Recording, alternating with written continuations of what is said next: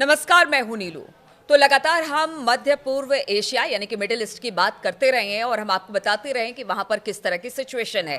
लगातार इजराइल अब कई मोर्चों पर गिरता दिखाई दे रहा है, चाहे हमास हो या फिर हिजबुल्लाह हो, उसके लिए चुनौती बना हुआ है। लेकिन अब इस बीच एक बड़ी खबर हम आपको बता दें कि क्या अमेरिका के इलेक्शन से पहले ईरान कोई बड़ा हमला इजराइल पर कर सकता है। इस तरह की खबरें भी आ रही हैं। इन खबरों में क्या है सच्चाई, बातचीत करने के लिए मयंक मेरे साथ जुड़े हुए हैं। मयंक, एक बड़ी खबर आ रही है क्योंकि हम लगातार इजराइल की चुनौतियों के बारे में बात करते रहे हैं कि किस तरह से हमास या हिजबुल्लाह या हुती उसके लिए चुनौती पिछले कुछ समय से बना हुआ है, लेकिन अब ईरान के हमले की भी बात आ रही है। क्या है इसके पीछे की सच्चाई, जरा हमारे दर्शकों को बताएं। जो खबरें हैं मीडिया में, इंटरनेशनल सर्किट में जो खबरें हैं, सोशल मीडिया में जो खबरें हैं, उसके मुताबिक ऐसा कहा जा रहा है कि आयतुल्लाह खामेनी ने जो है वो एक प्रकार का आदेश जारी कर दिया है। उन्होंने परमिशन दे दी है और राष्ट्रीय सुरक्षा परिषद को उन्होंने हमले का ऑर्डर दे दिया है, परमिशन दे दी है एक प्रकार की। ये जो चर्चा आप जिसका जो सवाल आप कर रही हैं कि इसकी वजह क्या है कि भाई ऐसा क्यों कहा जा रहा है कि अमेरिका में चुनाव के पहले ईरान हमला कर सकता है, तो ऐसा बताया जा रहा है कि ईरान में एक बड़ी बैठक हुई है। इस बैठक में जो उनके सर्वोच्च नेता हैं आयतुल्लाह खामेनी, इन्होंने इजराइल की जो राष्ट्रीय सुरक्षा परिषद है, इसको एक प्रकार से फ्री हैंड दे दिया है। इस पे इन्होंने ये कह दिया है कि इजराइल पे हमले के लिए जो भी तैयारी करनी है वो आप करें और जब भी आपको ठीक लगता है आप हमला करें। ऐसी चर्चाएं हैं मतलब फ्री हैंड एक प्रकार का दे दिया है। और देखिए इसकी वजह से क्या है कि ऐसा बताया जा रहा है कि ईरान की तरफ से उन ठिकानों की लिस्ट भी तैयार कर ली गई है इजराइल पे जहां पे हमले होने हैं।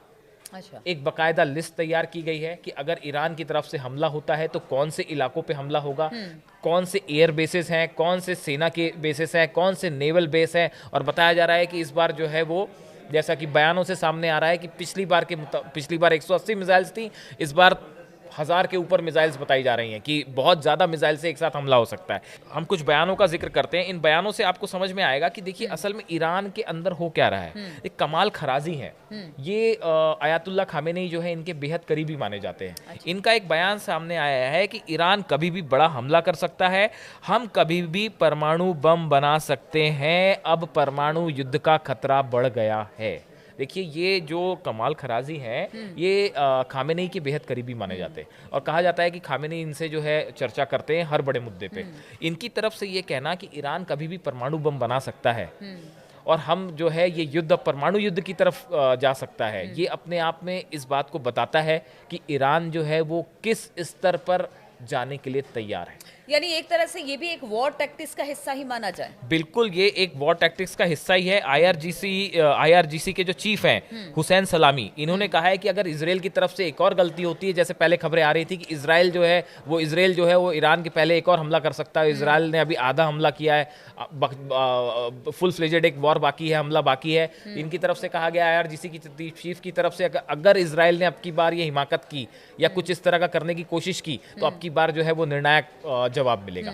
तो देखिए खामेनी हो चाहे उनके करीबी जो हो, इनकी तरफ से जो बयान आ रहे हैं और जैसा कि तैयारियों के बारे में बताया जा रहा है ईरान की, इससे ये चर्चाएं शुरू हो गई हैं सोशल मीडिया पे कि क्या अमेरिका में चुनाव के पहले क्या ईरान की तरफ से कोई बड़ा हमला हो जाएगा। देखिए एक तरफ तो देखिए ईरान का प्लान बड़ा साफ है। पिछले हमले के बाद आप देखिए हिजबुल्लाह ने अपने अटैक्स बढ़ा दिए।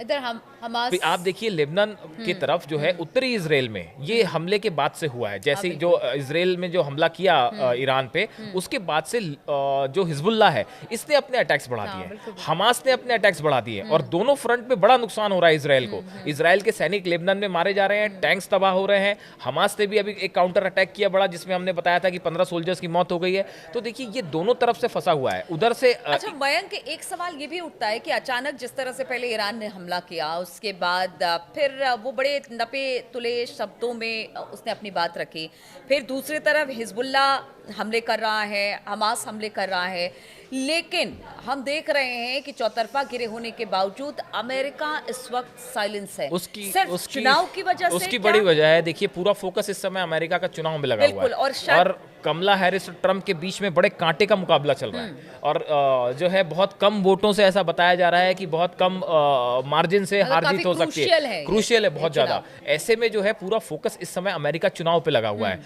यही एक वजह है शायद जिसको लेके चर्चाएं हैं कि कहीं ऐसा तो नहीं कि इसका फायदा उठा के ईरान जो है वो चुनाव के पहले ही हमला कर दे। बिल्कुल, और क्योंकि इजराइल को अमेरिका ने जरूर रोक रखा है, लेकिन ईरान को तो नहीं रोक रखा और है। दूसरी तरफ पुतिन लगातार जो है वो हथियार अपने जो है वो प्रॉक्सीज को देना शुरू हो गया है। हमने ड्रोन की बात की थी, जो एरॉन 2 ड्रोन जो है, तो देखिए एक तरफ से ईरान हमले को तैयार बैठा है, हिजबुल्लाह से अटैक हो रहे हैं, हमास से अटैक हो रहे हैं, और रूस की तरफ से भी जो है पूरा सपोर्ट मिल रहा है। तो ऐसी स्थिति में एक प्रकार से इजराइल को हराने का एक पूरा प्लान तैयार हो चुका है। बिल्कुल, तो इजराइल को हराने का पूरा प्लान तैयार हो चुका है। अमेरिका में इलेक्शन है, वहां पर फिलहाल इस मामले में और ज्यादा कम से कम 3-4 दिन, जब तक वहां पर मत नहीं गिर जाते हैं तब तक वहां पर किसी तरह से कोई अमेरिका इंटरवीन करने को तैयार नहीं है। लेकिन क्या इसका फायदा ईरान उठाएगा, इस पर लगातार हमारी नजर बनी रहेगी। आप बने रहिए हमारे साथ।